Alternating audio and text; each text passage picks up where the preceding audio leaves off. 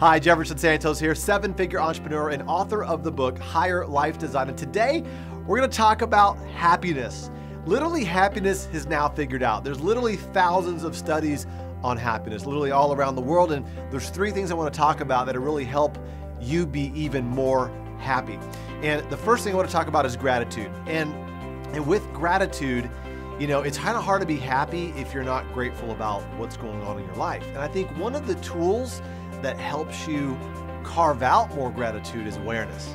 And I think if you're even more aware of, you know, hey, you're alive, you're standing on 2 feet, you're above the ground, you know, you've got 3 meals a day, you've got a roof over your head. There's just all these little things that we really need to be aware of to really be grateful for, because we all know that as we go through life, something's got to suck, right? But, you know, if we keep on focusing on that, it's going to expand, right? So we got to focus on being grateful for all the other things that are going good in our lives. And once again, I'm sitting here saying this, and I need to hear this too, is when something bad's going on, it's really easy to focus on the bad things. So once again, the first part of happiness is being grateful for what you have, and awareness is that tool to carve out more of that gratefulness, right? Okay. Number 2 is engagement.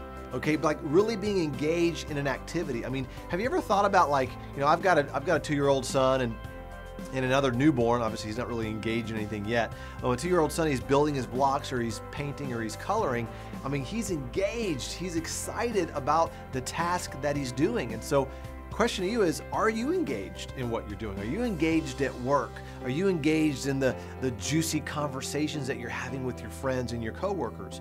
Because if you're disengaged, that has that apathetic feeling, and you're not feeling the spark of life.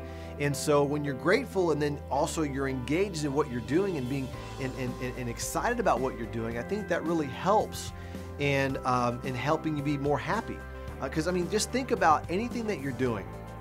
You know, what you did yesterday or the day before or last week, you know, the times that you were like happy, or at least maybe obviously not sad, you're engaged in something, right? Having fun, where you're working out or dancing or whatever you were doing. Maybe you're working on a project and you were writing something, or, you know, blogging about something or whatever. You are engaged. So it's important that you're grateful and then you're engaged. And number 3 is optimism, is a positive optimism and anticipation about the future, about the next day, the next week, the next month. And that's really, really important that you have that positive optimism. You know, you don't want to be one of those people where it's like, oh, tomorrow I got to go to work again, or, you know, I got to do this. It's like, that's not positive optimism. Obviously, the people that we know that are happy aren't like that. I got a really good friend of mine I've known for 18 years. His name is Wayne.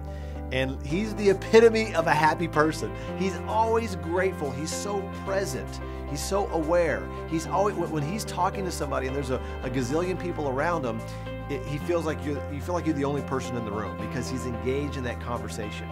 And number 3 is he's always positive about the future. He's always anticipatory about the future.